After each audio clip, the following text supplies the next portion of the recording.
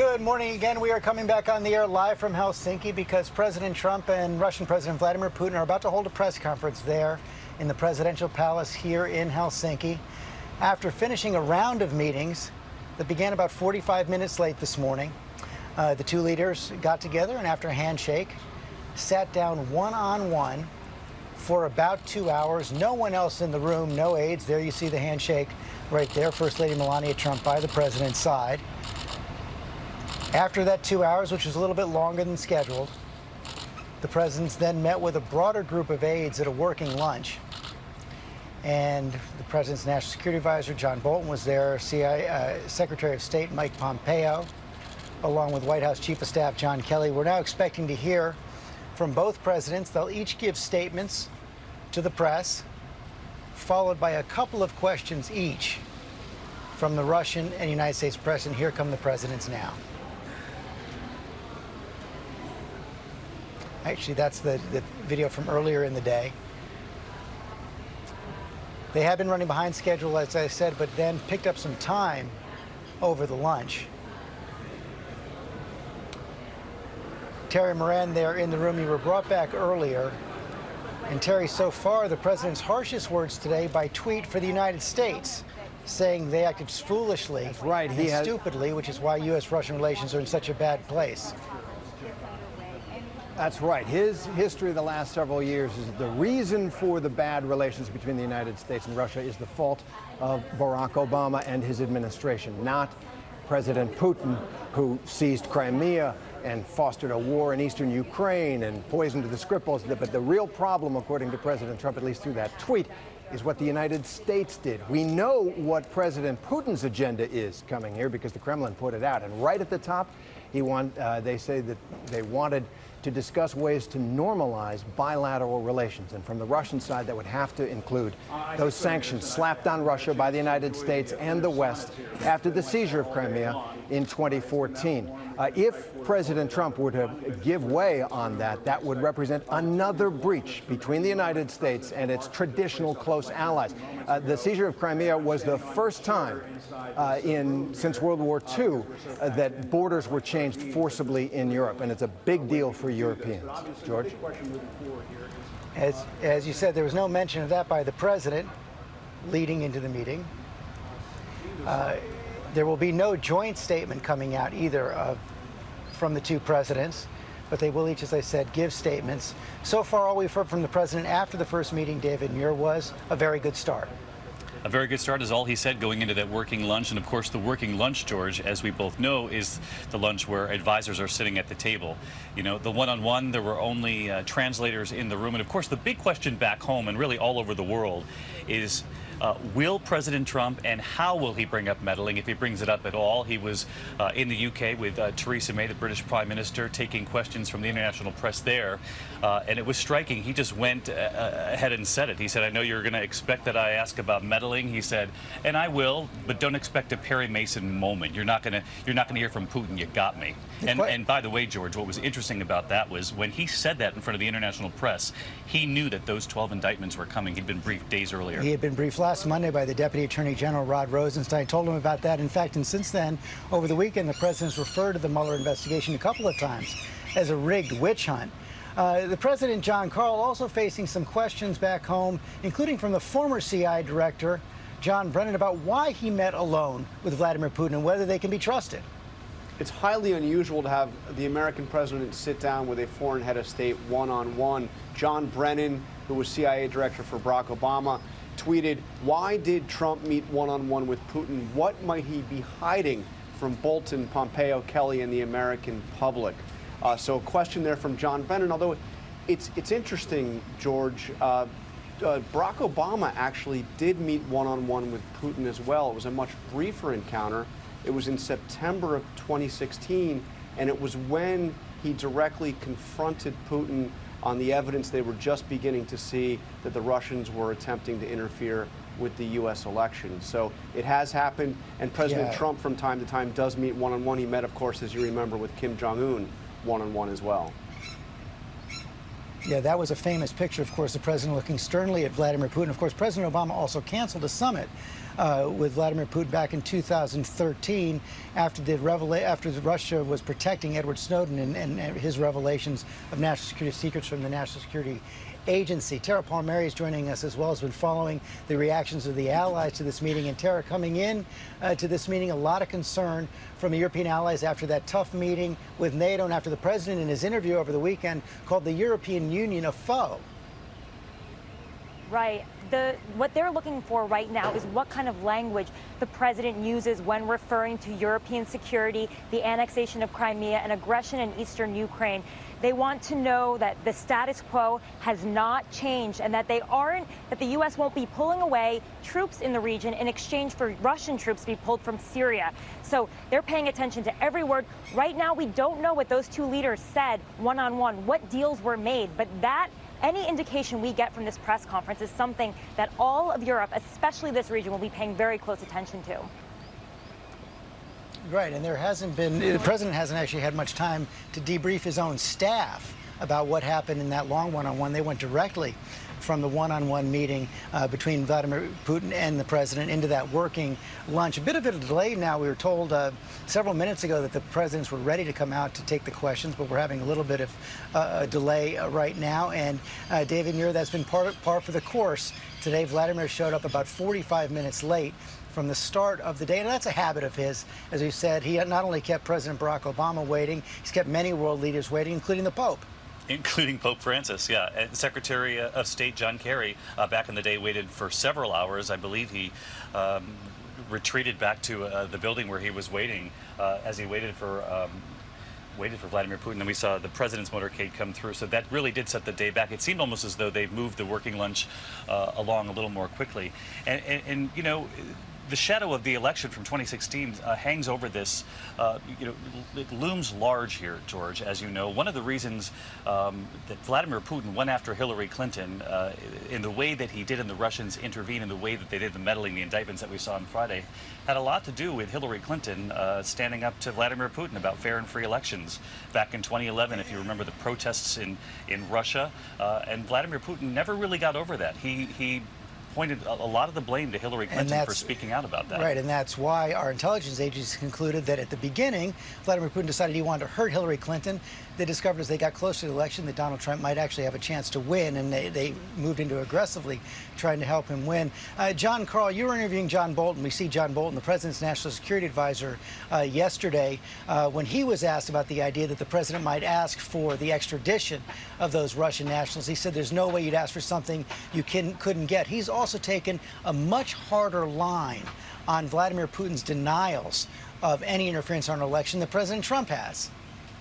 John Bolton told me directly that he finds it hard to believe that Vladimir Putin wouldn't have at least known about what his own government was doing in terms of interfering with the 2016 presidential elections. But this is a pattern, George. We have seen several members of the president's national security team, including his Secretary of State, Mike Pompeo, his Director of National Intelligence, Dan Coats, his Defense Secretary, James Mattis, take a much harder line against Russia, against Vladimir Putin, than the president himself. It's a pattern we've seen over and over again. Yeah, the official administration policy, there are now sanctions imposed on Russia. We support a united NATO right now, no talk of pulling out, but that's been belied by the president's rhetoric, both in the last week and before. The president, in his meeting with NATO leaders, raised the possibility of withdrawing from NATO if our allies didn't put more into our own collective defense. Over and over again, the president's words seem to run counter to the policies of his own government when it comes to Russia. George, if you look at the Trump administration's policies towards Russia, you could argue, and argue persuasively, that he has been tougher on Russia in terms of the policies of this administration than the Obama administration. They have sold lethal weapons to Ukraine. That is something that Obama refused to do. They have imposed a whole range of new sanctions on individuals and entities in Russia. Twice airstrikes against Russia ally Syria, something that Obama refused to do. So you have the policies of the administration standing in stark contrast to the words of the president, who seems to be incapable or unwilling to say anything whatsoever critical of Vladimir Putin's Russia. In fact, at the start of today's meeting, he congratulated Vladimir Putin for a successful World Cup. And Terry Moran, you've been based in London recently, and the president also raised a lot of hackles in London when he came in with criticism of the British Prime Minister Theresa May. Far different approach than he's taken so far with Vladimir Putin. No question about it, George. I think we're witnessing a very significant and historic shift of American foreign policy away from the Western democracies, America's traditional allies, who President Trump clearly thinks over the years have taken advantage of American businesses and consumers on trade and American taxpayers on security, and shifting it closer to Moscow and the Kremlin, which I think President Trump feels more in tune with. President Putin is a nationalist. He believes in individual countries going after national interests rather than multinational institutions, and there's a commonality of vision on the world. The other thing is that while everyone has been talking about Russian cyber attacks on American democratic processes in 2016, the president's own director of national intelligence, Dan Coates, said last week the United States is under attack now, today, by the Russian government that President Trump is dealing with. And I think the question a lot of Americans will have is, what's he doing to stop Putin from doing it again? And there's so much concern also coming up to our own midterm elections in November. A lot of concern in states and in the national government that there could be intense cyber attacks this time around as well. One reason, perhaps, David Muir, that we saw that timing of the Robert Mueller indictment over the weekend on Friday, just before this meeting. We saw Rod Rosenstein, the Deputy Attorney General, say it had nothing to do with this meeting, but they could have held it if they wanted to. Clear that they were putting some pressure there to make sure the president also put pressure on this issue. And in fact, the White House was pressed on that on Friday following news of the indictment, and they said that it actually strengthens President Trump's hand. And this goes along with what you and Terry and John were talking about with the words of President Trump up against what the White House is saying. They actually said coming into this summit, it'll help President Trump actually put this to the Russian president, but it's left to be seen what they actually talked about, if we'll ever get a full readout from what played out in that room, whether or not President Trump was able to press Vladimir Putin, and whether or not he was actually sitting there with the ringleader, the man who was behind these Russian intelligence officers, the 12 of them who've been indicted now, who went into some 300 people trying to get their accounts, their emails, and then had a separate system to sort of disseminate that information. That's been laid out by Robert Mueller's team. The question is whether or not the president has presented any of that evidence. So, there was a school of thought. Now you have the evidence. There were many Democrats who said cancel the summit, but then there was the other argument. Go in there and say you have the evidence now, press Vladimir Putin. But as we saw, he called it a rigged witch hunt just in the last 24 hours. As he stood there in the UK beside Theresa May, he said, I'll ask about it. I don't think I'm going to get anywhere. And we've heard the president before say that Vladimir Putin believes that they were not involved in Russian meddling. The president says, I firmly believe he believes what he believes, and he deserves to believe what he believes. In the past, as you say, the president has simply accepted Vladimir Putin's denials. And we are still awaiting both presidents to come out now and take questions. I want to bring in Hannah Ursunyan from the National Crisis Group, also a Russian specialist with that group. And Hannah, what's your take so far on the events of the morning and the weekend? Well, I think that as we've expected, this is very much a win for Vladimir Putin. The fact that the summit has taken place, that it's happening, it's opening up a lot of avenues for dialogue, which we'll see down the line in meetings that will happen after this summit. I think the main agreements are going to, if we see any agreements, are going to come out after that. Right now, I think the main thing is the optics of meeting of Putin and Trump sitting down together and meeting. And in that regard, what we're seeing, even in the body language so far, and we'll see what comes out of the press conference, is that this is very much necessary for Trump, whereas, in fact, in terms of Russia's interests, this is more important for Russia than it is for the United States. So we're seeing this kind of discrepancy where Trump appears to be more invested in this than Putin. We're seeing Russian TV describing Trump as kind of tense and leaning towards Putin, whereas Putin is very relaxed. And this is all very good at projecting Putin as an indispensable figure in the world. And that's Putin, the public showman. Talk about what his approach is likely to be behind the scenes there with President Trump. We know he's seasoned at this, not only a former KGB operative, but also had summit meetings with 3 other United States presidents. I think that, I mean, it's hard to say what actually goes on behind the scenes, given that it's just them and translators. But I mean, it is very important for Putin to instill this sense that he is the more experienced world leader, and this has played out before in his relations with former U.S. presidents. And I think this is particularly evident in this relationship with Trump. Now, it's tempting to say we're going to see Putin managing Trump, yes, given this discrepancy. What kind of commitments are going to be made at this, would have been made at this tete-a-tete meeting?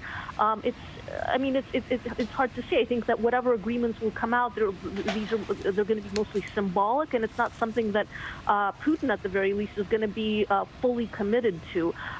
The main thing that's going to come out of this is, as I said, down the line. But to pick up on your point that this meeting itself might already be a victory for Putin, take a step back. It's been a long-term goal of Vladimir Putin to divide the United States from the West, from NATO, from the European Union. We know his goal by interfering in our elections was to hurt Hillary Clinton, help elect Donald Trump. So he's already had 2 substantial victories. Well, yes. I mean, this is playing into his hands without. I mean, whether or not this was his actual strategic goal that's one issue. What we're seeing is, in fact, this is what is happening. There are these divisions that Putin is taking advantage of, and one particular division that we're seeing is whatever Trump is saying goes at odds with his own political and intelligence community.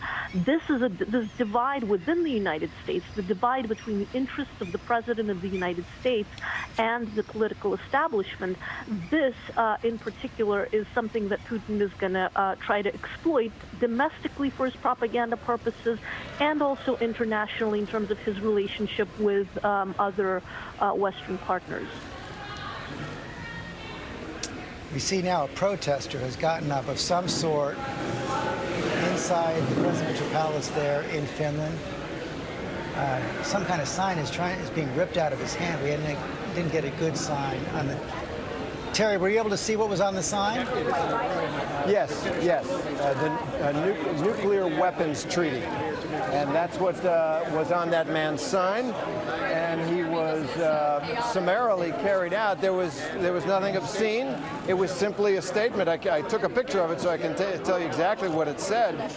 What his sign said was ban nuclear weapons, and that's it. I'll stand up for you here. But it didn't look like a threat, but they sure didn't like that sign.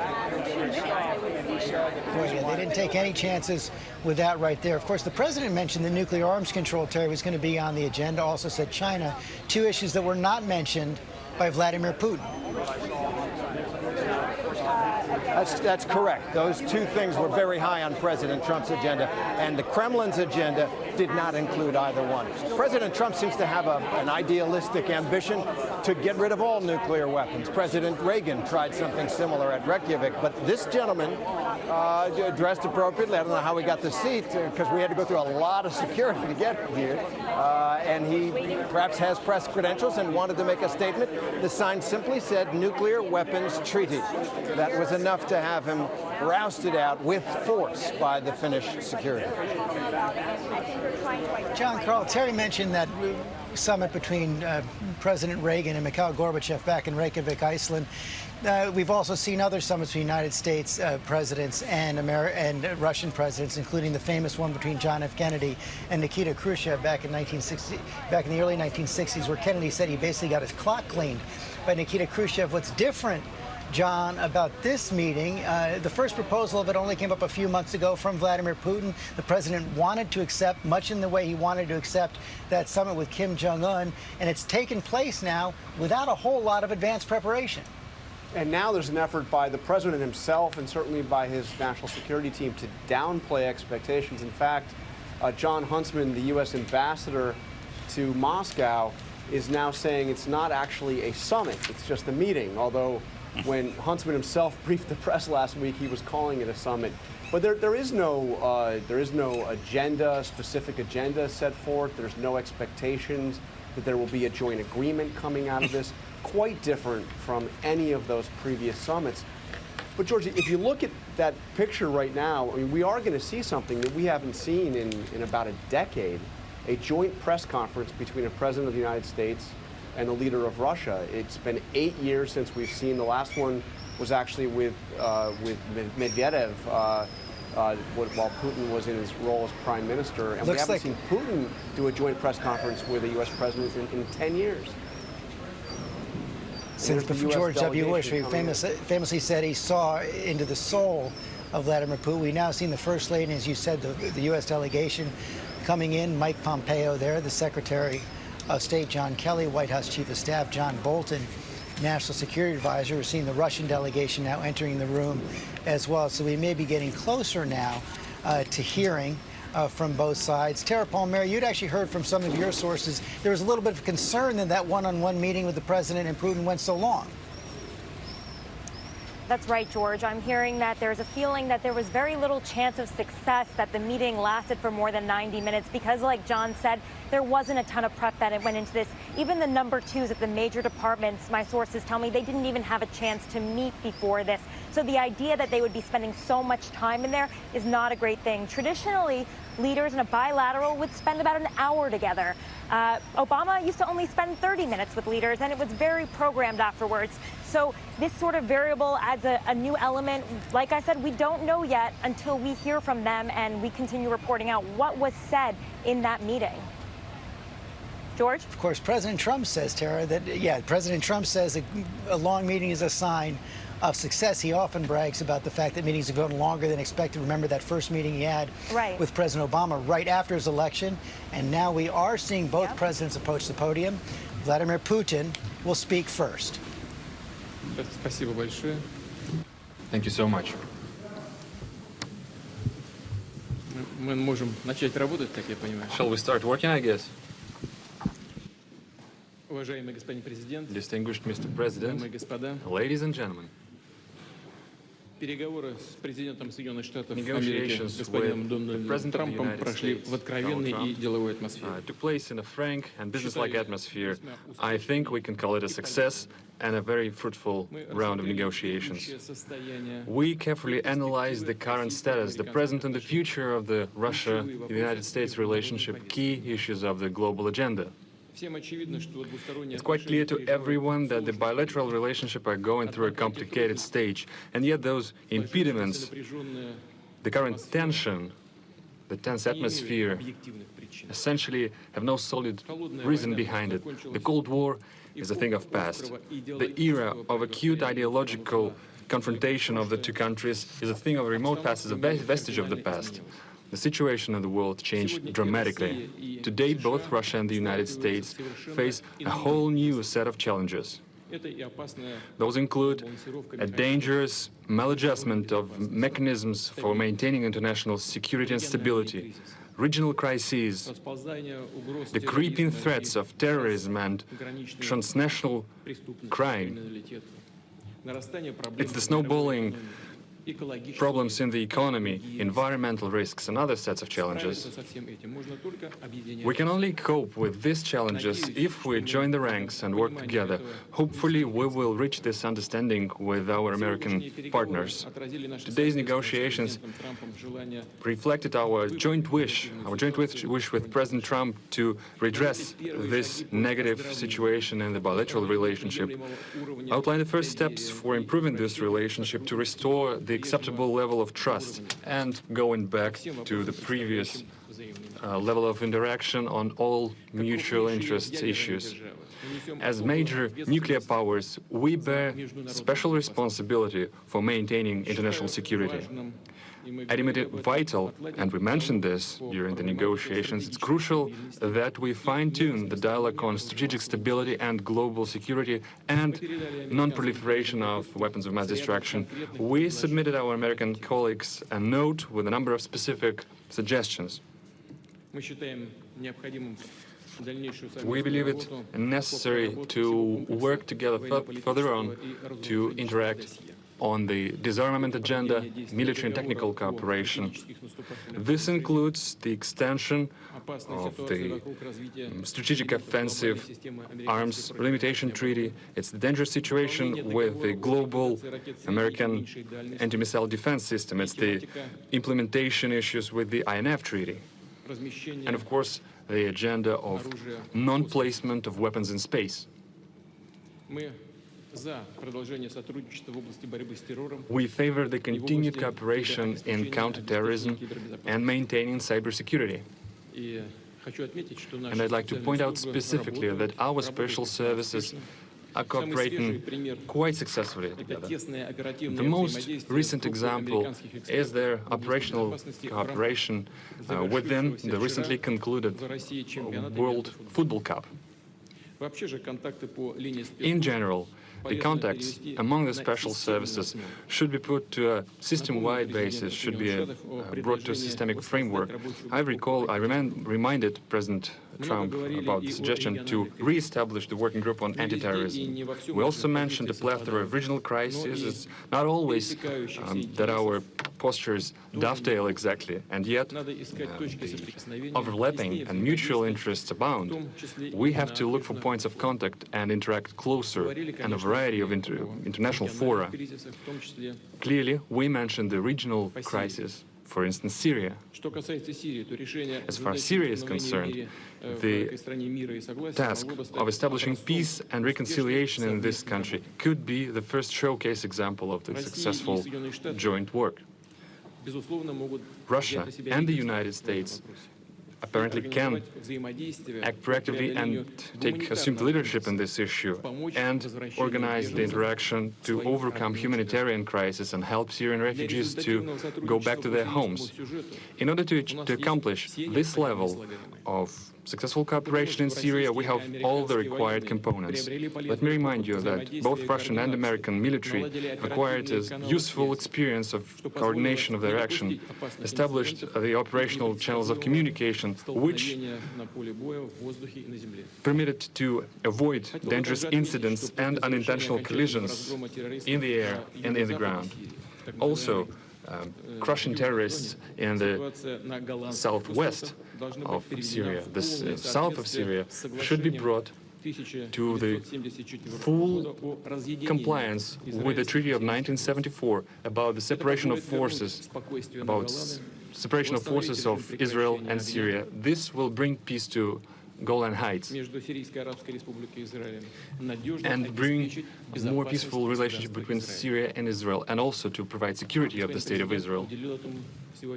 Mr. President paid special attention to the issue during today's negotiations, and I would like to confirm that Russia is interested in this development and this will act accordingly. Thus far, we will make a step toward creating a lasting peace in compliance with the respective resolutions of Security Council, for instance, the Resolution 338. We're glad that the Korean Peninsula issue is starting to resolve. To a great extent, it was possible thanks to the personal engagement of President Trump, who opted for dialogue instead of confrontation. We also mentioned our concern about the withdrawal of the United States from the JCPOA.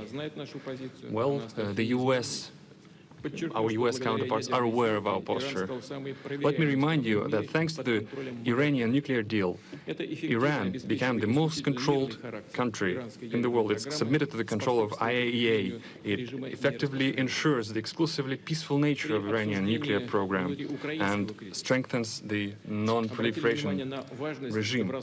While we discussed the internal Ukrainian crisis, we paid special attention to the bona fide implementation of Minsk agreements by Kiev. At the same time, the United States could be more decisive in nudging the Ukrainian leadership and encourage it to work actively in this. We paid more attention to economic ties and economic cooperation. It's clear that both countries, the businesses of both countries are interested in this. American delegation was one of the largest delegations in the St. Petersburg Economic Forum. It featured over 500 representatives of American businesses. We agreed, me and President Trump, we agreed to create a high-level working group that would bring together captains of Russian and American business. After all, entrepreneurs and businessmen know better how to articulate this successful business cooperation. We'll let them think and make their proposals and suggestions in this regard. Once again, President Trump mentioned the issue of the so-called interference of Russia in the American elections, and I had to reiterate things I said several times, including during our personal contacts, that the Russian state has never interfered and is not going to interfere into internal American affairs, including election process. Any specific material, if such things arise, we are ready to analyze together. For instance, we can analyze them through the joint working group on cybersecurity, the establishment of which we discussed during our previous contacts. And clearly, it's past time we restore our cooperation in the cultural area, in the humanitarian area. As far as I think you know that recently we hosted the American Congressman delegation, and now it's perceived and portrayed almost as a historic event, although it should have been just the current affairs, just the business as usual. And in this regard, we mentioned this proposal to the President. We have to think about the practicalities of our cooperation, but also about the rationale, the underlying logic of it. And we have to engage experts on bilateral relationship who know history and the background of our relationship. The idea is to create an expert council that would include political scientists, prominent diplomats and former military experts in both countries who would look for points of contact between the two countries, that would look for ways on putting the relationship on the trajectory of growth. In general, we are glad with the outcome of our first full-scale meeting, because previously we only had a chance to talk briefly on international fora. We had a good conversation with President Trump, and I hope that we start to understand each other better, and I'm grateful to Donald for it. Clearly, there are some challenges left when we were not able to clear all the backlog, but I think that we made the first important step in this direction. And in conclusion, I want to point out that this atmosphere of cooperation is something that we are especially grateful for to our Finnish hosts.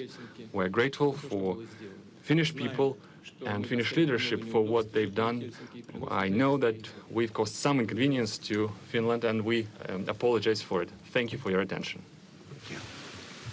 Thank you very much.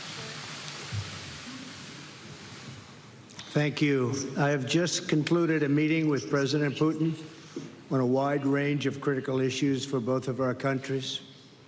We had direct, open, deeply productive dialogue. Went very well. Before I begin, I want to thank President Niinisto of Finland for graciously hosting today's summit. President Putin and I were saying how lovely it was and what a great job they did. I also want to congratulate Russia and President Putin for having done such an excellent job in hosting the World Cup. It was really one of the best ever. And your team also did very well. It was a great job. I'm here today to continue the proud tradition of bold American diplomacy. From the earliest days of our republic, American leaders have understood that diplomacy and engagement is preferable to conflict and hostility. A productive dialogue is not only good for the United States and good for Russia, but it is good for the world. The disagreements between our two countries are well known, and President Putin and I discussed them at length today. But if we're going to solve many of the problems facing our world, then we're going to have to find ways to cooperate in pursuit of shared interests. Too often in both recent past and long ago, we have seen the consequences when diplomacy is left on the table. We have also seen the benefits of cooperation. In the last century, our nations fought alongside one another in the Second World War. Even during the tensions of the Cold War, when the world looked much different than it does today, the United States and Russia were able to maintain a strong dialogue. But our relationship has never been worse than it is now. However, that changed as of about 4 hours ago. I really believe that. Nothing would be easier politically than to refuse to meet, to refuse to engage, but that would not accomplish anything. As president, I cannot make decisions on foreign policy in a futile effort to appease partisan critics or the media or Democrats who want to do nothing but resist and obstruct.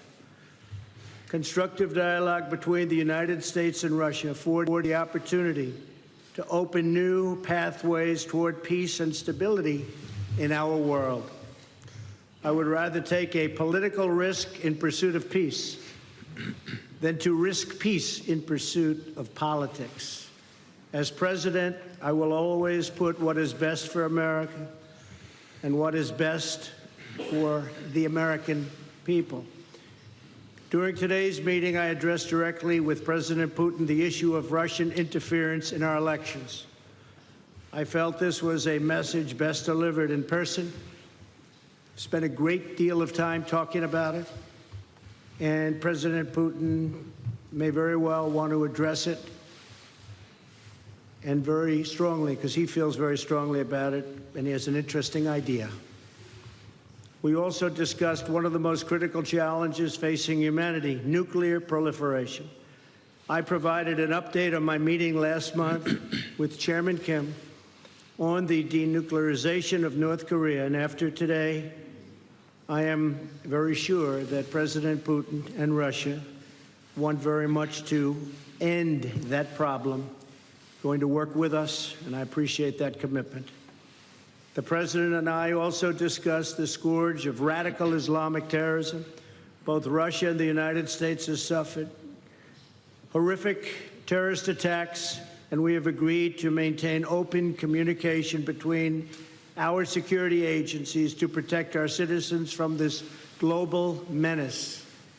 Last year, we told Russia about a planned attack in St. Petersburg, and they were able to stop it cold. They found them, they stopped them, there was no doubt about it. I appreciated President Putin's phone call afterwards to thank me. I also emphasized the importance of placing pressure on Iran to halt its nuclear ambitions and to stop its campaign of violence throughout the area, throughout the Middle East. As we discussed at length, the crisis in Syria is a complex one. Cooperation between our two countries has the potential to save hundreds of thousands of lives. I also made clear that the United States will not allow Iran to benefit from our successful campaign against ISIS. We have just about eradicated ISIS in the area. We also agreed that representatives from our national security councils will meet to follow up on all of the issues we addressed today and to continue the progress we have started right here in Helsinki. Today's meeting is only the beginning of a longer process, but we have taken the first steps toward a brighter future, and one with a strong dialogue and a lot of thought. Our expectations are grounded in realism, but our hopes are grounded in America's desire for friendship, cooperation, and peace. And I think I can speak on behalf of Russia when I say that also. President Putin, I want to thank you again for joining me for these important discussions and for advancing open dialogue between Russia and the United States. Our meeting carries on a long tradition of diplomacy between Russia, the United States, for the greater good of all. And this was a very constructive day. This was a very constructive few hours that we spent together. It's in the interest of both of our countries to continue our conversation, and we have agreed to do so. I'm sure we'll be meeting again in the future, often, and hopefully we will solve every one of the problems that we discussed today. So, again, President Putin, thank you very much. Thank you, sir. Господа президенты, сейчас журналисты. Distinguished presidents, now the journalists would have a chance to ask two questions, two sets of questions each. First, the Russian journalist will ask the question. Please give your affiliation. Good afternoon. My name is Alexei Meshkov, Interfax Information Agency. I have a question to President Trump. During your recent European tour, you've mentioned that the implementation of the Nord Stream 2 gas pipeline makes Europe a hostage of Russia, and you suggested that you could free Europe from this by supplying American LNG. But this cold winter actually showed that the current mechanism of supply of fuel to Europe is quite viable. At the same time, as far as I know, US had to buy even Russian gas for Boston. I have a question. The implementation of your idea has a political tinge to it, or is it a practical one? Because there will be a gap formed in the supply and demand mechanism. And first, it's the consuming countries who will fall into this gap. And the second question, before the meeting with President Putin, you called him an adversary, a rival, and yet you expressed hope that you will be able to bring this relationship to a new level. Did you manage to do this? Actually, I called him a competitor, and a good competitor he is. And I think the word competitor is a compliment. I think that we will be competing when you talk about the pipeline. I'm not sure necessarily that it's in the best interests of Germany or not, but that was a decision that they made. We'll be competing. As you know, the United States is now, or soon will be, but I think it actually is right now the largest in the oil and gas world. So we're going to be selling LNG, and we'll have to be competing with the pipeline. And I think we'll compete successfully, although there is a little advantage locationally. So I just wish them luck. I mean, I did. I discussed with Angela Merkel in pretty strong tones. But I also know where they're all coming from. And they have a very close source. So we'll see how that all works out. But we have lots of sources now, and the United States is much different than it was a number of years ago when we weren't able to extract what we can extract today. So today we're #1 in the world at that, and I think we'll be out there competing very strongly. Thank you very much. If I may, I throw in some 2 cents. We talked to Mr. President, including this subject as well. We are aware of the stance of President Trump, and I think that we, as a major oil and gas power, and the United States is a major oil and gas power as well, we could work together on regulation of international markets, because neither of us is actually interested in the plummeting of the prices. And the consumers will suffer as well, and the consumers in the United States will suffer as well, and the shale gas production will suffer. Because beyond a certain price bracket, it's no longer profitable to produce gas, but nor we are interested in driving prices up, because it will drain juices, life juices from all other sectors of the economy, from machine building, etc. So we do have space for cooperation here. That's the first thing. Then about the Nord Stream 2. Mr. President voiced his concerns about the possibility of disappearance of transit through Ukraine, and I reassured Mr. President that Russia stands ready to maintain this transit. Moreover, we stand ready to extend this transit contract that is about to expire next year, in case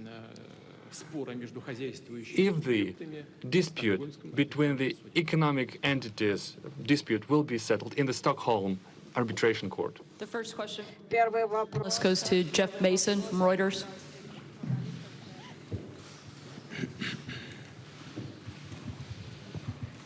Thank you. Mr. President, you tweeted this morning that it's U.S. foolishness, stupidity, and the Mueller probe that is responsible for the decline in U.S. relations with Russia. Do you hold Russia at all accountable for anything in particular? And if so, what would you consider them that they are responsible for? Yes, I do. I hold both countries responsible. I think that the United States has been foolish. I think we've all been foolish. We should have had this dialogue a long time ago, a long time, frankly, before I got to office. And I think we're all to blame. I think that the United States now has stepped forward along with Russia, and we're getting together, and we have a chance to do some great things, whether it's nuclear proliferation in terms of stopping, because we have to do it. Ultimately, that's probably the most important thing that we can be working on. But I do feel that we have both made some mistakes. I think that the probe is a disaster for our country. I think it's kept us apart. It's kept us separated. There was no collusion at all. Everybody knows it. People are being brought out to the fore.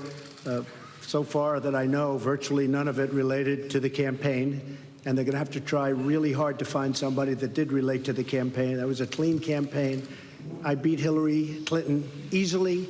And frankly, we beat her. And I'm not even saying from the standpoint, we won that race. And it's a shame that there can even be a little bit of a cloud over it. People know that, people understand it, but the main thing, and we discussed this also, is zero collusion. And it has had a negative impact upon the relationship of the two largest nuclear powers in the world. We have 90% of nuclear power between the two countries. It's ridiculous. It's ridiculous what's going on with the probe. For President Putin, if I could follow up as well. Why should Americans and why should President Trump believe your statement that Russia did not intervene in the 2016 election, given the evidence that U.S. intelligence agencies have provided? And will you consider extraditing the 12 Russian officials that were indicted last week by a U.S. grand jury? Well, I'm going to let the president answer the second part of that question. But as you know, the whole concept of that came up perhaps a little bit before, but it came out as a reason why the Democrats lost an election, which, frankly, they should have been able to win because the Electoral College is much more advantageous for Democrats, as you know, than it is to Republicans. We won the Electoral College by a lot, 306 to 223, I believe. And that was a well-fought battle. We did a great job. And frankly, I'm going to let the president speak to the second part of your question. But just to say it one time again, and I say it all the time, there was no collusion. I didn't know the president. There was nobody to collude with. There was no collusion with the campaign. And every time you hear all of these, 12 and 14, it's stuff that has nothing to do. And frankly, they admit these are not people involved in the campaign. But to the average reader out there, they're saying, well, maybe that does. It doesn't. And even the people involved, some perhaps told misstories, although in one case the FBI said there was no lie. There was no lie. Somebody else said there was. We ran a brilliant campaign, and that's why I'm president. Thank you. As to who is to be believed and to who is not to be believed, You can trust no one if you take this. Where did you get this idea that President Trump trusts me or I trust him? He defends the interest of the United States of America, and I do defend the interest of the Russian Federation. We do have interests that are common. We are looking for points of contact. There are issues where our postures diverge, and we are looking for ways to reconcile our differences, how to make our effort more meaningful. We should not proceed from the immediate political interests that guide certain political powers in our countries. We should be guided by facts. Could you name a single fact that would definitively prove the collusion? This is utter nonsense. Just like the President recently mentioned. Yes, the public at large in the United States had a certain perceived opinion of the candidates during the campaign, but there's nothing particularly extraordinary about it. That's a usual thing. President Trump, when he was a candidate, he mentioned the need to restore the Russia-US relationship, and it's clear that a certain part of American society felt sympathetic about it, and different people could express their sympathy in different ways. But isn't that natural? Isn't it natural to be sympathetic towards a person who is willing to restore the relationship with our country, who wants to work with us?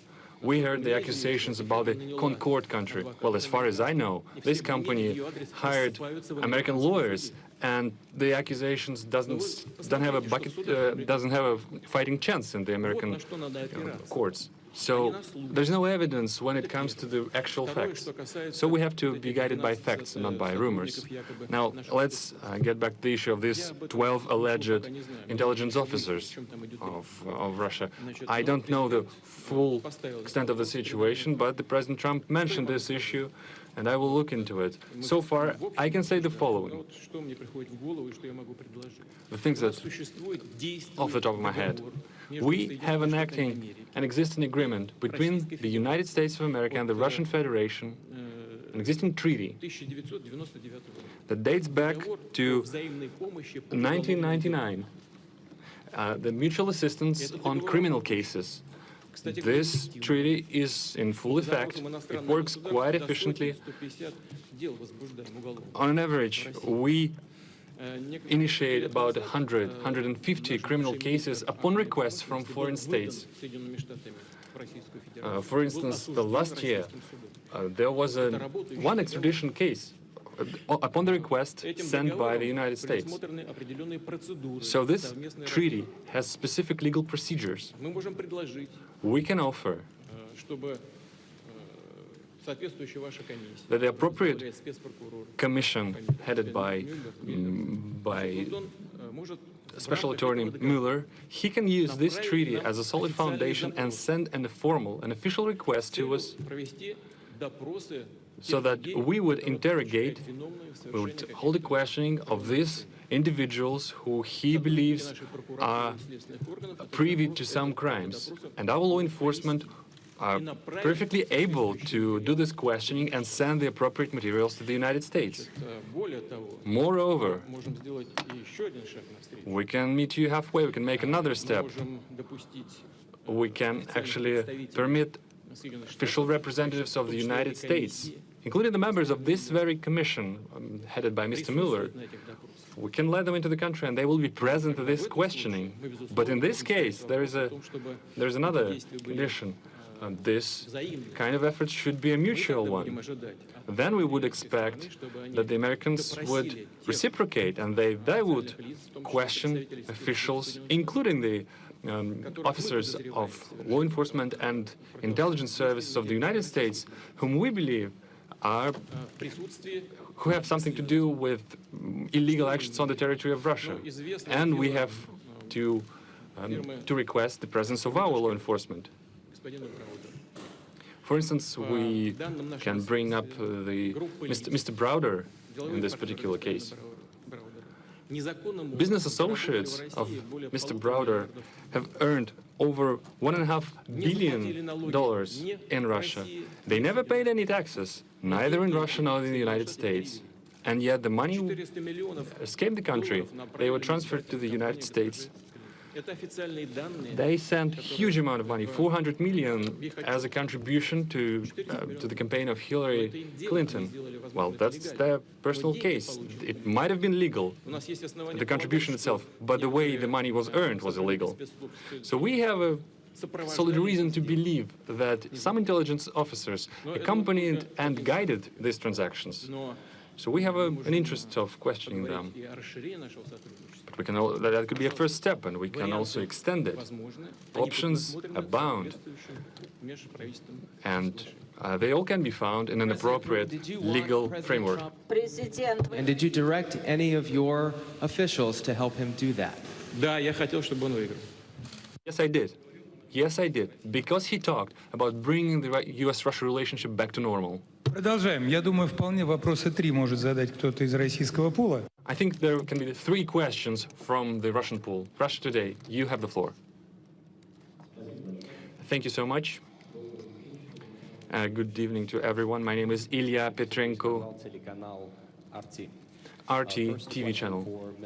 In English. Mr. President, would you please go into the details of possibly any specific arrangements for the U.S. to work together with Russia in Syria, if any of these kind of arrangements were made today or discussed?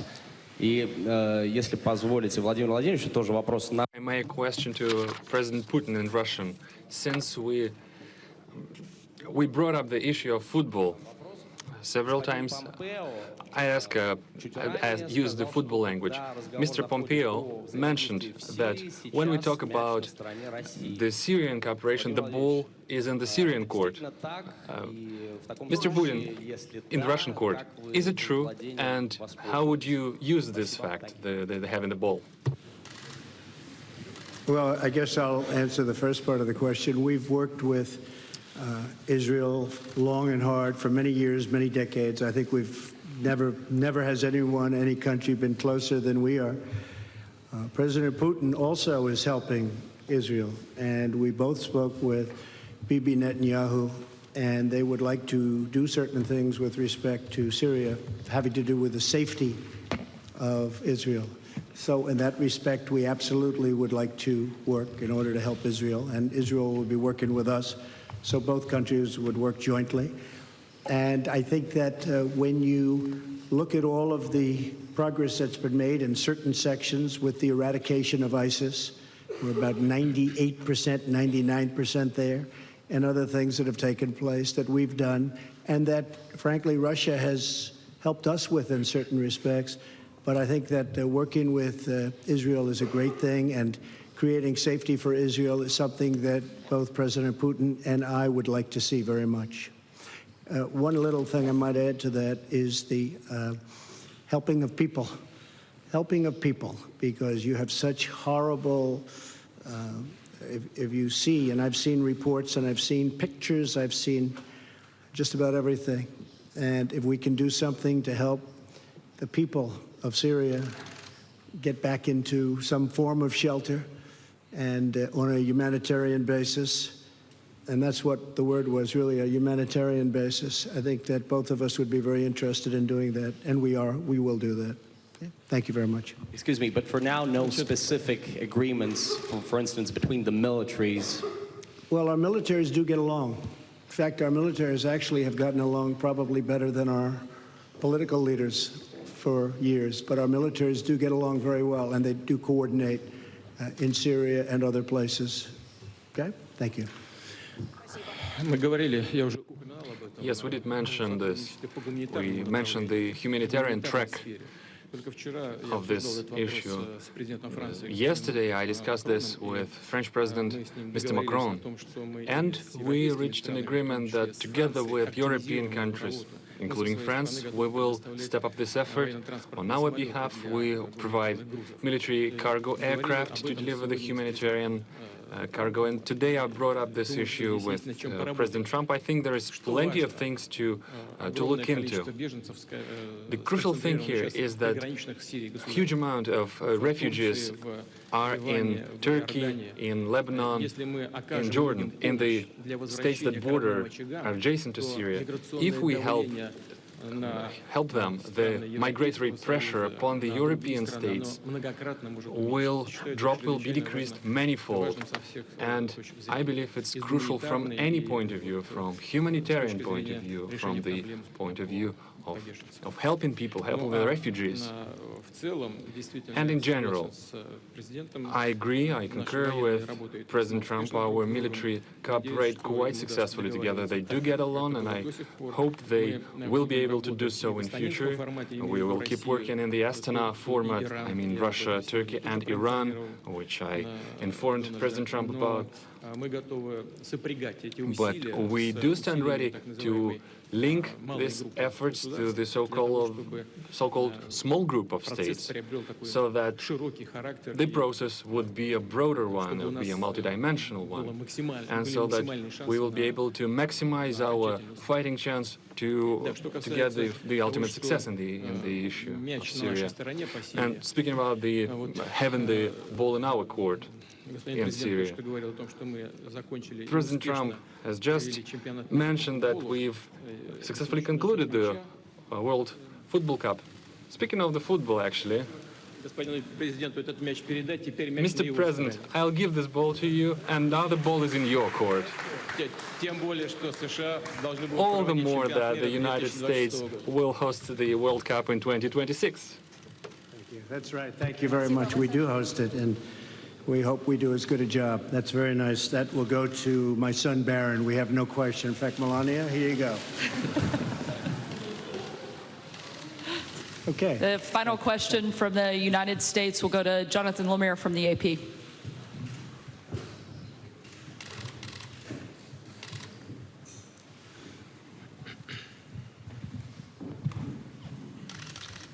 Thank you. Question for each president. President Trump, yes. You first. Just now, President Putin denied having anything to do with the election interference in 2016. Every U.S. intelligence agency has concluded that Russia did. My first question for you, sir, is who do you believe? My second question is, would you now, with the whole world watching, tell President Putin, would you denounce what happened in 2016, and would you warn him to never do it again? So let me just say that we have two thoughts. You have groups that are wondering why the FBI never took the server. Haven't they taken the server? Why was the FBI told to leave the office of the Democratic National Committee? I've been wondering that. I've been asking that for months and months, and I've been tweeting it out and calling it out on social media. Where is the server? I want to know, where is the server, and what is the server saying? With that being said, all I can do is ask the question. My people came to me, Dan Coates came to me, and some others. They said they think it's Russia. I have President Putin. He just said it's not Russia. I will say this. I don't see any reason why it would be, but I really do want to see the server. But I have confidence in both parties. I really believe that this will probably go on for a while, but I don't think it can go on without finding out what happened to the server. What happened to the servers of the Pakistani gentlemen that worked on the DNC? Where are those servers? They're missing. Where are they? What happened to Hillary Clinton's emails? 33,000 emails gone, just gone. I think in Russia they wouldn't be gone so easily. I think it's a disgrace that we can't get Hillary Clinton's 33,000 emails. So I have great confidence in my intelligence people, but I will tell you that President Putin was extremely strong and powerful in his denial today. And what he did is an incredible offer. He offered to have the people working on the case come and work with their investigators with respect to the 12 people. I think that's an incredible offer. Okay? Thank you. Yes, please. I'd like to add something to this. After all, I was an intelligence officer myself. And I do know how dossiers are made up. Just a second. Это первое. That's the first thing. Второе. Now the second thing. Я считаю Россию демократическим государством. I believe that Russia is a democratic state, and I hope you're not denying this right to your own country. You're not denying that the United States is a democracy. Do you believe the United States is a democracy? And if so, if it is a democratic state, then the final conclusion in this kind of a dispute can only be delivered by a trial, by the court, not by the executive, by the law enforcement. For instance, the Concord company that was brought up is being accused. It's been accused of interference. But this company does not constitute the Russian state. It does not represent the Russian state. And I brought several examples before. Well, you have a lot of individuals in the United States. Take George Soros, for instance, with multi-billion capitals. But does that make him his position, his posture, the posture of the United States? No, it does not. Well, it's the same case. There is the issue of trying a case in the court. And the final say is for the court to deliver. We are now talking about the individuals, and not about particular states. And as far as the most recent allegation is concerned about the Russian intelligence officers, we do have an intergovernmental treaty. Please do send us the request. We will analyze it properly and will send a formal response. And as I said, we can extend this cooperation, but we should do it on a reciprocal basis, because we would await our Russian counterparts to provide us access to the persons of interest for us, who we believe can have something to do with the intelligence services. Well, let's discuss the specific issues and not use the Russia and the US relationship as a loose change for this internal political struggle. A question for President Putin. Thank you. Two questions for you, sir. Can you tell me what President Trump may have indicated to you about officially recognizing Crimea as part of Russia? And then secondly, sir, does the Russian government have any compromising material on President Trump or his family?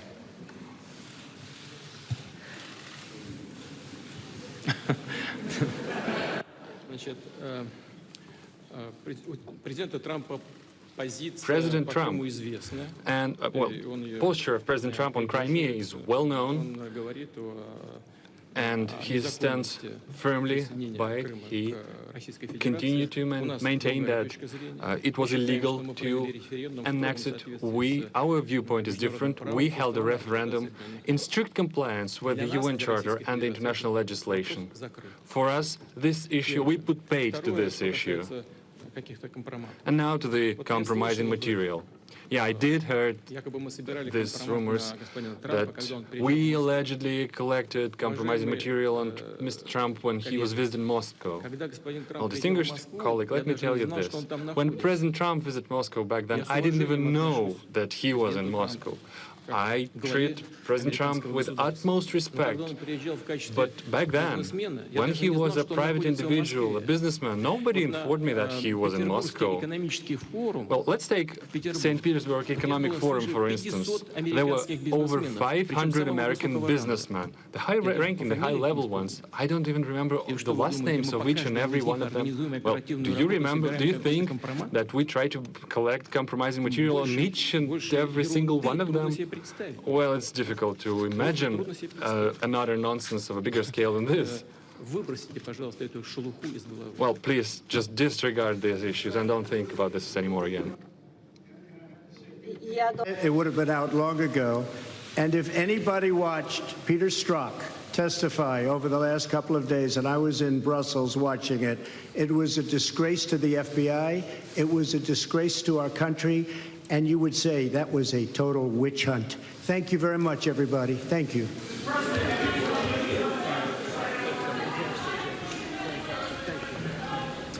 President Trump, Vladimir Putin shaking hands again.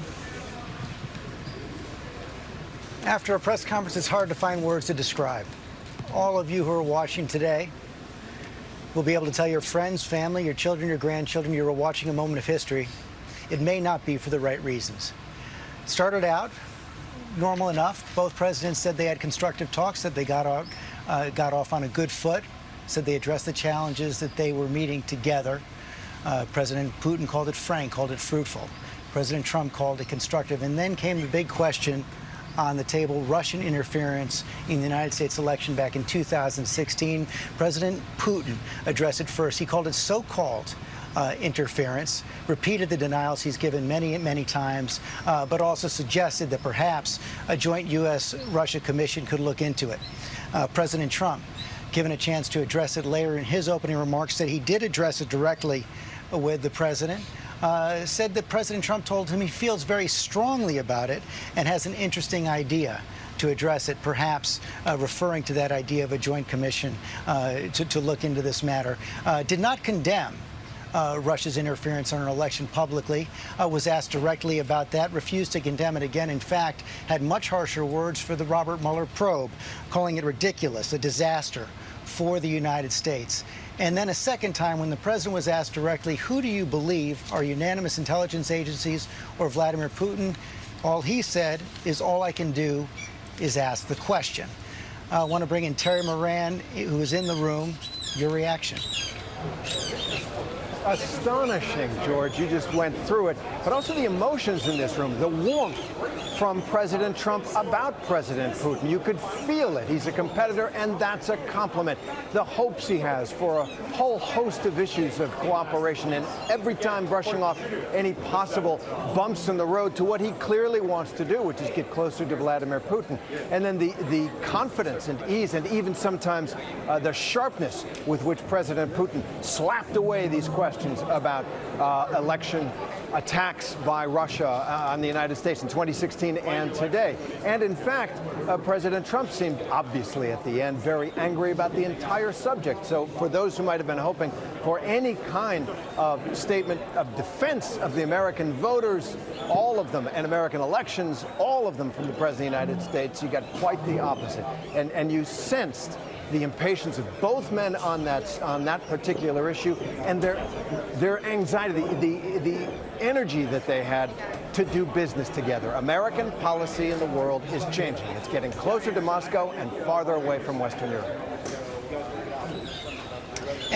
And John Karl at the White House, the president, this idea of a joint commission to look into the interference had actually been floated last year after the president and Vladimir Putin had that private meeting at poolside, I think at a G20 meeting. It lasted for about an hour or two before the president took it back. It seems to be back on the table in some form. This was in Hamburg at the G20 meeting. Vladimir Putin brought the idea of a joint cybersecurity unit. The president then tweeted the idea as if he appeared to be endorsing it. And, George, it was immediately mocked and ridiculed by fellow Republicans. Lindsey Graham said it might just be pretty close to the dumbest idea I have ever heard. And Marco Rubio, Republican senator from Florida, said this would be akin to having a joint chemical weapons unit with Assad of Syria, an idea that was mocked. The president then went on Twitter and said it cannot happen. But now he seems to be endorsing it. But, George, just to take a step back, in terms of what the president said about bringing this issue of election meddling up with Putin, he said that he brought it up and that Putin was, quote, strong and powerful in his denial. And if I heard it correctly, he said, he questioned, he said he would have no reason to believe that that Russia would have interfered with the election. It seemed to be not only that he felt that Putin's denial was strong and powerful, but that he accepted the denial. Really an extraordinary moment, an extraordinary joint press conference. Yeah, and Pierre Thomas is also with us as well. I think he's joining us on the phone right now. You cover the Justice Department, the intelligence community for us. I can only imagine, Pierre, what the reaction of your sources inside law enforcement as they hear their investigation condemned and Vladimir Putin's denials, basically, as John Karl pointed out, accepted to some degree. George, I think they will be stunned. The indictment on Friday was incredible in its detail. They listed these Russian operatives by name. They talked about the specific actions that they took time and time again. They think that the evidence is irrefutable. And there are a lot of people in the intelligence community that have been, according to my sources, scratching their head about why the president has been saying some of the things he's been saying. Thank you, Pierre. And David Muir, in the wake of this performance, you saw the AP reporter ask a question that has been popping up more and more from Democrats in the last several hours and over the weekend, the idea that the Russians have something on Donald Trump. That question, David Muir asked directly to the Russian president. And you saw what he tried to do. The Russian president there on the stage, just a couple of feet away from President Trump, essentially saying that the idea was preposterous, saying he didn't even know that Donald Trump was in Russia back when he was in Moscow. He also talked about the hundreds of other leading business members who were there in Moscow, and that this notion that they would be tracking them or getting evidence on them or gaining material on them, he said it's hard to believe. He said it would be difficult to imagine. He told that reporter and the reporters in that room to disregard this notion. He didn't flat out say he doesn't have material on Donald Trump. But just to underscore what you have pointed out here, George, two moments in that international press conference that were opportunities for President Trump, for Americans back home who want a clear answer on where he stands. Do you hold Russia accountable at all, was one of those questions, with Vladimir Putin standing right next to him. He said, I think we're all to blame. That's what President Trump said on that stage. He said the probe is a disaster for our country. There was no collusion.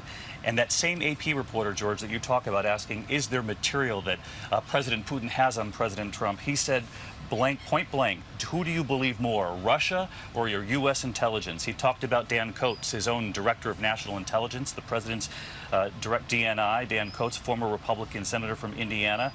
He said, I can listen to him, and he mentioned him by name, but he said, but Putin says it's not Russia. I can't see why it would be, were the president's words. And then he went on to say what John Carl said just a moment ago, which was, I have great confidence in my intelligence team, but Putin was extremely strong and powerful in his denial, saying, I don't see why Russia would do this, George. And we are already getting strong reaction coming in. John Brennan, who was the President Obama's CIA director, also director of counterterrorism, Homeland Security in the White House, just on Twitter right now. Donald Trump's press conference performance in Helsinki rises to and exceeds the thresholds of, quote, high crimes and misdemeanors. It was nothing short of treasonous.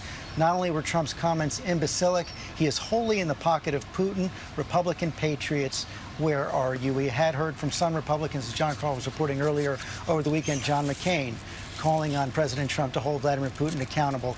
Ben Sasse, Republican in Nebraska, making the same points this morning. We're awaiting reaction from there as well. Before I leave, though, Terry Moran, I wonder what the strategy was coming in to today, a day that began with an early morning tweet from a president blaming America for the worst relationship with Russia in years, saying it was based on our foolishness and stupidity, something the president repeated again at that press conference, but at the same time saying that we had the worst relationship up until about 4 hours ago, and now it's turned around.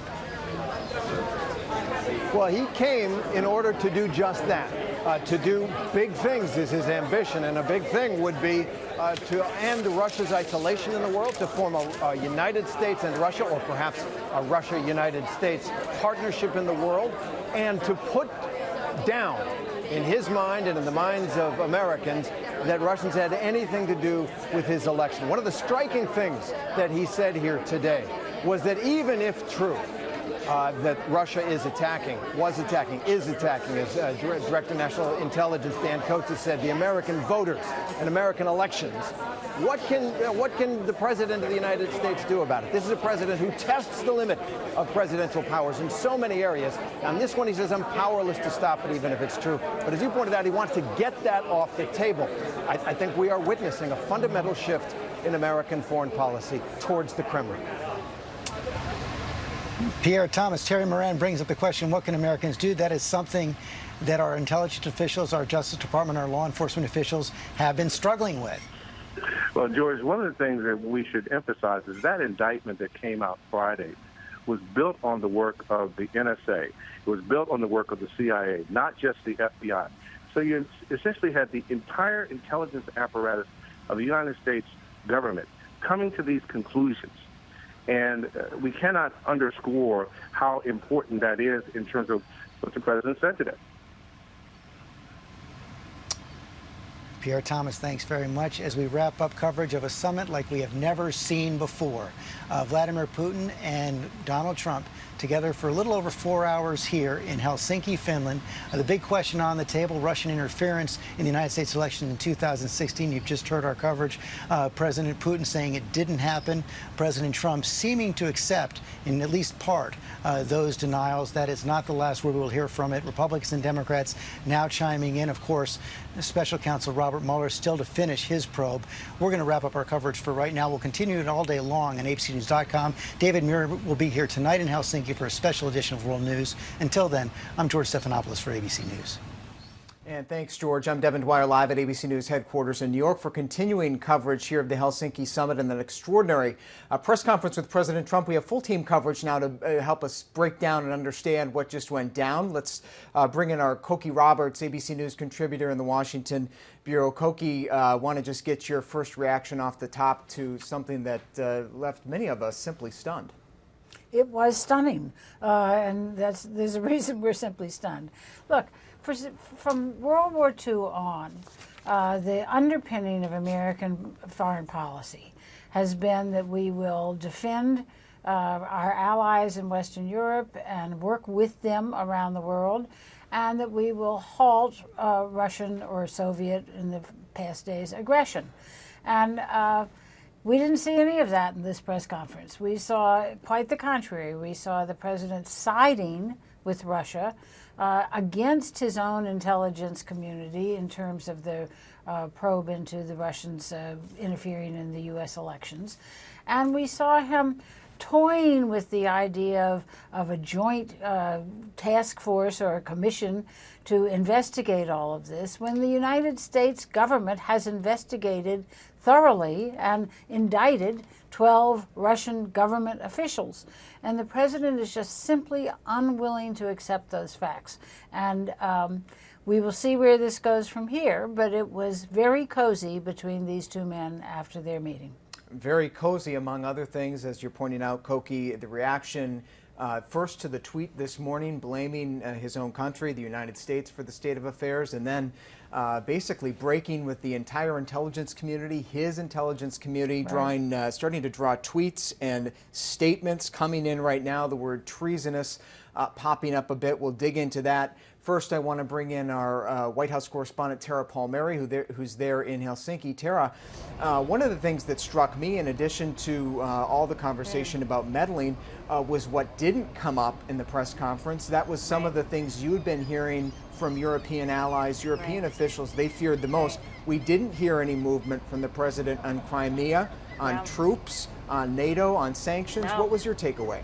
The words Crimea, NATO, Russian aggression, troops never came out of the president's mouth. That's President Trump. Now, Vladimir Putin said that President Trump told him that he sees the annexation of Crimea to be illegal. That is the only affirmation we have in that meeting, just the two leaders, that the president believes that the annexation is not legal.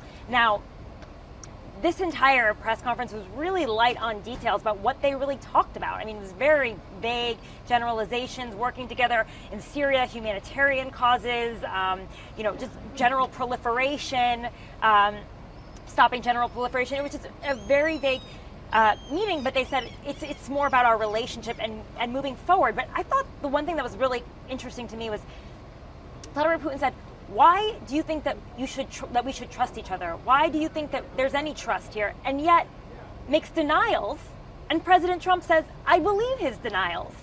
So it was just like so many contradictions and sort of the irony of he's making these flat out denials and saying, "But there's no reason to trust me." What did you think, Devin? No reason to trust, and yet the president fully embracing President Putin. It was really quite something. And Koki Roberts, many commentators were pointing out that it was a win for Putin before it even began. And certainly at the end of this press conference, you see that he was almost entirely normalized after years of being isolated. The fact of this meeting was the first indication that would be the case, and then the meeting itself seems to have underlined it. it really is extraordinary that in question after question, what the President of the United States did was blame the United States, or blame the Democrats, or talk about Hillary Clinton's servers. I mean, this is bizarre in a way. And his inability to say anything at all critical about the Russian government in the face of what his Justice Department has found, based on, as Pierre Thomas said earlier, based on the findings of the CIA, it is really something that it's just hard to wrap your mind around, why he would reject it so strenuously. And I want to bring in our chief White House correspondent, John Karl, to pick up on that. John, the president sort of embracing, creating something of an alternate reality here. And, you know, as you know, so many of his supporters, many Republicans even, sort of have started to buy into this Russian thing as sort of, a plot against him. Do you think that this press conference is going to change any of those views? I got to tell you, I think you will see strong pushback from prominent players in the Republican Party over this. It's one thing for Republicans to join him in criticizing the investigation, into criticizing Democrats on the question of collusion. But what you saw there is the President of the United States standing next to the President of Russia and saying, we are all to blame, and saying that he finds Putin's denials of interference in the election to be very strong denials. And then I think I heard him say, Devin, that he didn't see why Russia would interfere with the election. In other words, he seemed to be accepting Putin's denials that he described as very strong. On this question of Putin's offer, which the president at that press conference said was very interesting, to create a joint cybersecurity unit. This is something, as you know, the president brought up a year ago at the G20 meeting in Hamburg. At the time, we were told by the Russians that it took up about 40 minutes of their 2-hour meeting.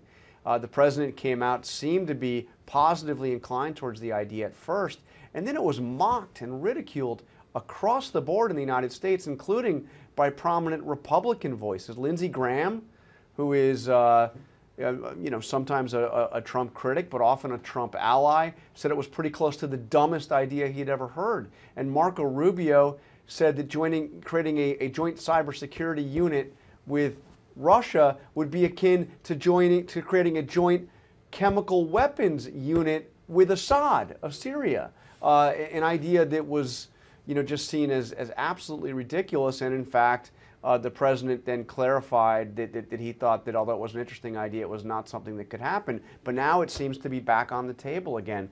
Quite remarkable. So I think it'll be very interesting to track the Republican reaction coming in. I've already seen some coming in. Ben Sass, very critical at the way the president approached this, and very critical of the president for suggesting that, quote, we are all to blame for tensions in the relationship here, when in Sass's view and the views of many Americans, it is Russian aggression that is to blame here. We've also heard just a few moments ago from Lindsey Graham on this, saying this was a missed opportunity for the president to confront Vladimir Putin. Obviously, there wasn't much of a confrontation here whatsoever. Yeah, that blowback likely to continue. Democrats already turning up the heat as well, John. Thanks very much. Let's go to Terry, who's in the room in Helsinki. Terry,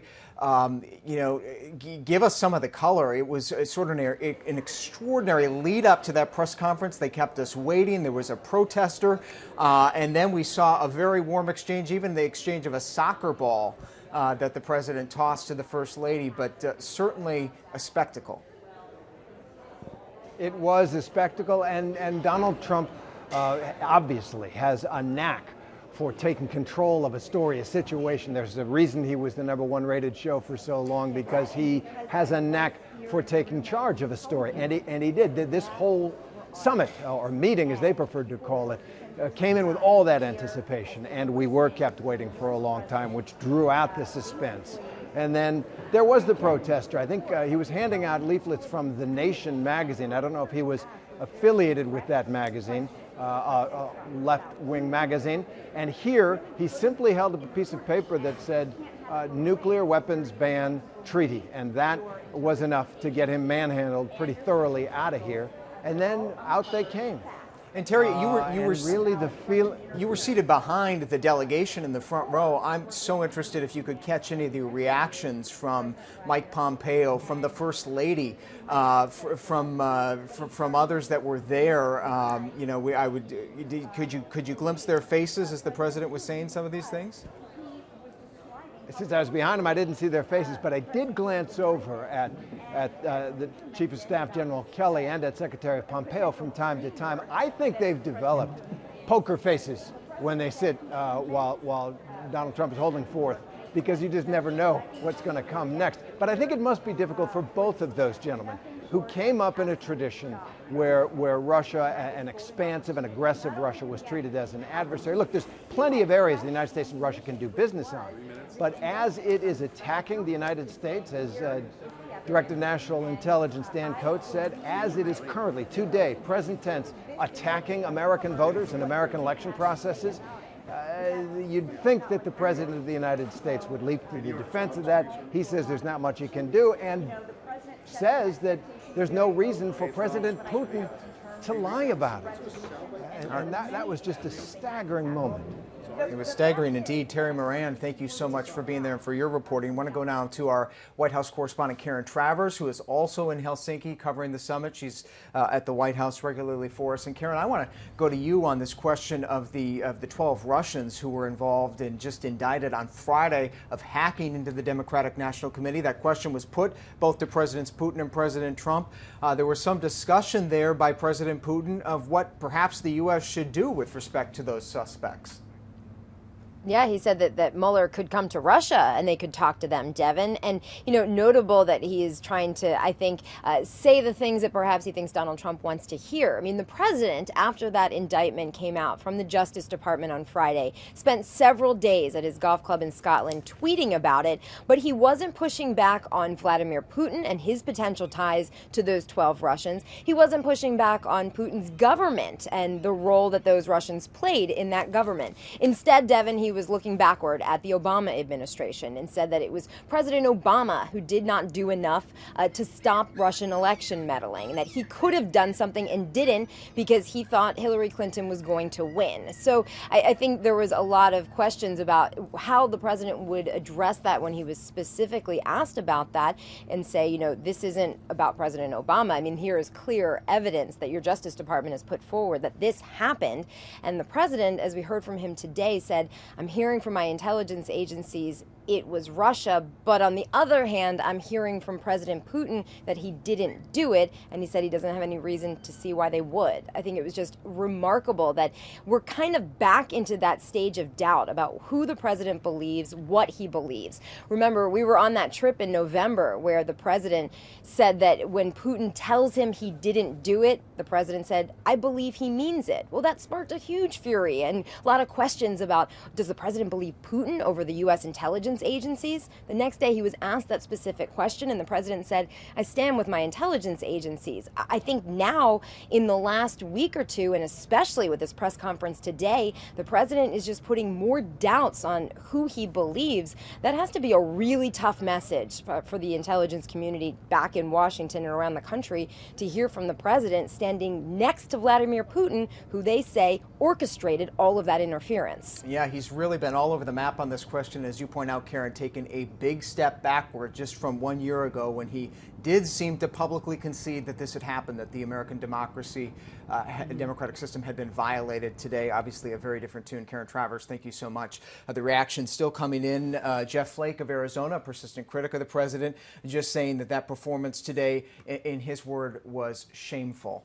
Let's bring in Patrick Ravel, our reporter usually in Moscow, but is also there in Helsinki with Karen and the team. Patrick, really quite something there, even on the Russian side, President Putin calling this a success. He seemed quite happy, very comfortable.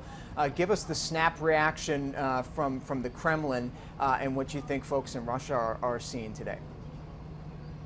Yeah, I mean, before this meeting, we were saying that, Putin had a lot to gain from this and very little to lose. And really, yes, when it came to it, he seems to have had a win on almost all fronts. It was remarkable because you saw there almost a complete overhaul of American rhetoric towards Russia, in that President Trump effectively on almost all issues said, we basically now feel that we should cooperate on them.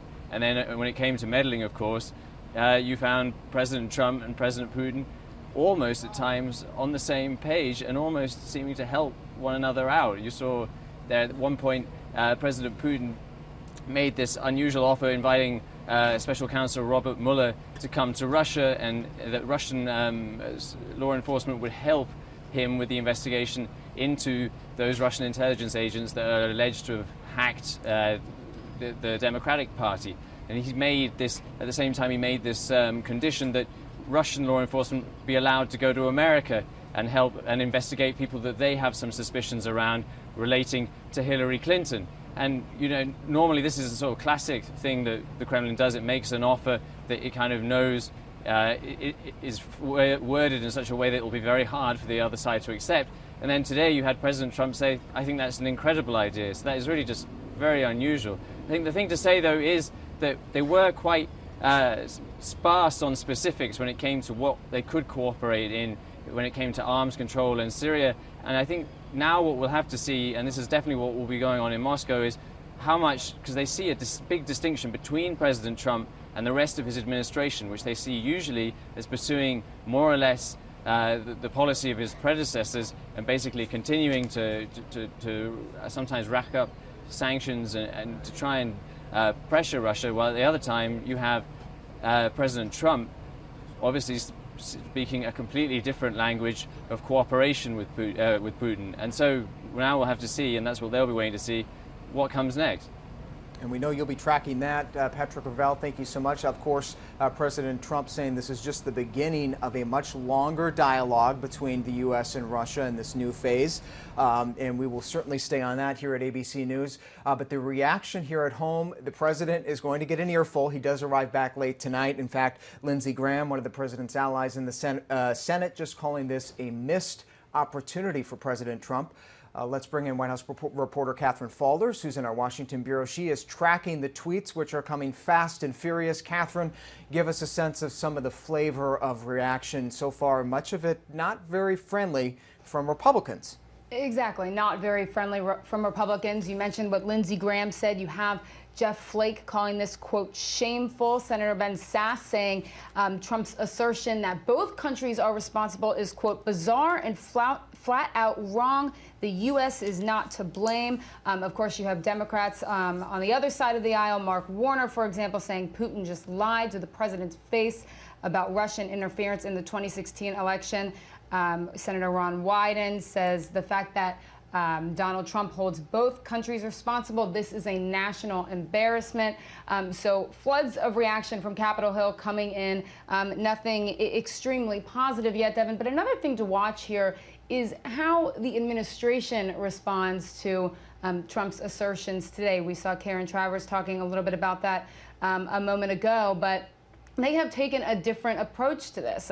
Bolton said yesterday that it was, quote, hard to believe Putin didn't know about the effort to interfere in the election. So it will be interesting to watch how the administration responds to the comments and if the president still trusts his intelligence community like they previously had to clean up before. Yeah, it's a good point, Catherine, with the National Security Advisor taking a different line. The Defense Secretary, James Mattis, largely in the background. He sort of stayed away from these talks.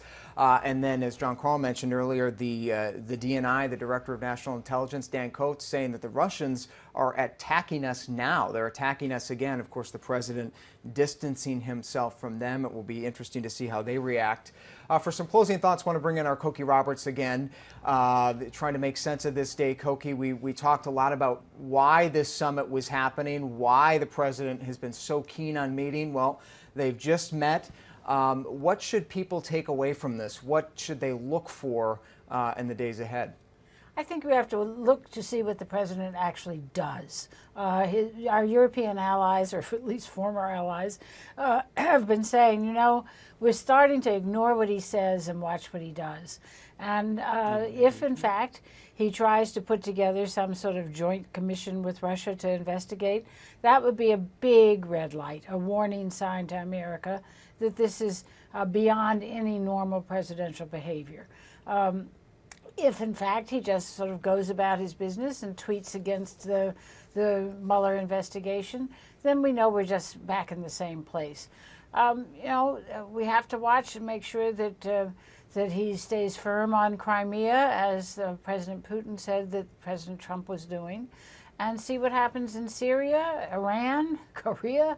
There are lots of hot spots along the way and places where danger flares are going up. You make a good point, Koki. We don't know the fine print that was sorted out in that room for over 2 hours today, just the two men and their translators, so it will be very important to keep an eye on that as it shakes out in the days ahead. Thank you so much for joining us, Koki, this morning and for all of our coverage. And I believe before we go today, we have our Justice correspondent, Pierre Thomas, joining us by phone, whose perspective will be very valuable in the coming days as the intelligence and national security apparatus of the United States digests the comments from the president today disavowing that Russia did, in fact, meddle in the 2016 elections and in the democratic process. Pierre, what's your sense of how people are responding at the FBI and the intelligence agencies? Well, right now they're still trying to absorb what just took place. This just happened in real time. But I think it's very important that this comes on the heels of that indictment of 12 Russian nationals on last Friday. The FBI and the Justice Department laid out chapter and verse, naming specific individuals, saying where they were, saying how they hacked, saying how they did these specific acts against the United States in terms of the Democratic National Committee and the Hillary Clinton campaign. This follows a report by the entire intelligence community back in 2017, 2016, where they laid out the case. Many of these people are perplexed, according to some of my sources, have been perplexed by some of the president's remarks. So now we have to see what happens going forward. The Mueller investigation is moving ahead full tilt. They continue to pursue leads, and while they did not identify any Americans who knowingly colluded with the Russian hacking, it is clear that they are still looking into that possibility. And again, we've had a number of witnesses. We've had at least 5 people plead guilty in connection to the Russia investigation. A number of them who are still cooperating. We don't know yet what they have had to say. And again, one of the things we do know about Mueller is that he's played his cards very close to the vest. And as far as I can tell, there's much to come.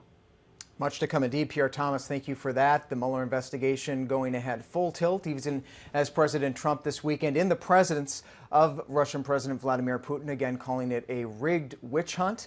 But as Pierre mentioned, there are 32 individuals now charged in that probe, which is ongoing. Thanks for following us here at ABC News Live for this extraordinary event, this Helsinki summit with President Putin and President Trump. Full coverage at abcnews.com and on the ABC News app. We hope you download it.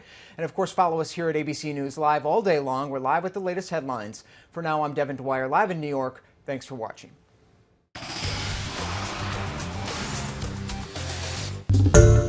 Hi, everyone. George Stephanopoulos here. Thanks for checking out the ABC News YouTube channel. If you'd like to get more videos, show highlights, and watch live event coverage, click on the right over here to subscribe to our channel. And don't forget to download the ABC News app for breaking news alerts. Thanks for watching.